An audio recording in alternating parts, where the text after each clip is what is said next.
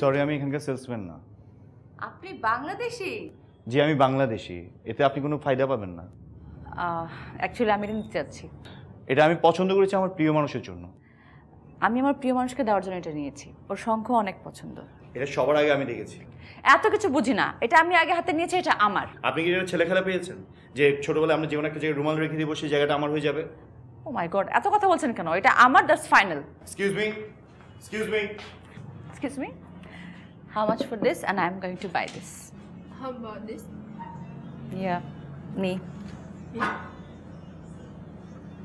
How much this? 300. Okay. Wait a moment. Yes.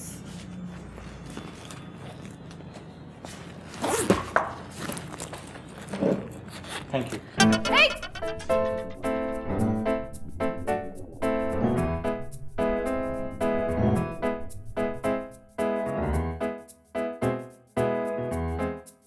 এই যে mister, আপনি আবার আমার পিছু করছেন? আমি আপনাকে ফলো করছি না, আপনার কাছে আমার গিফটটা। আপনি ভালো ভালো আমার গিফট আমাকে ফেরত দিন। কেন? কিছুক্ষণ আগে তো আপনি বলেছেন যে আপনার কাছ থেকে কেউ কোনো কিছু ছিনতাই করে নিতে পারে না। দেখেন, ভালো হচ্ছে না কিন্তু, আমি কিন্তু শাউট করব। আপনি কি আমাকে ভয় দেখাচ্ছেন?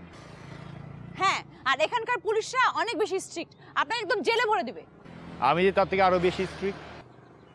দেখেন, আপনি না একজন বাংলাদেশি, বাংলাদেশি হয়ে আমার সাথে এমন করছেন। আপনি আমার জিনিসটা আমাকে দিয়ে দিতে পারেন, এত জিদ কিসের আপনার? এই গিফটটা আমার জন্য না, আমার প্রিয় মানুষের জন্য। তাই সরি, আমি আপনাকে দিতে পারবো না। দেখেন, আপনি যদি কখনো জীবনে কাউকে ভালোবেসে থাকেন, তার জন্য হলো এই গিফটটা আমাকে দিয়ে দিন।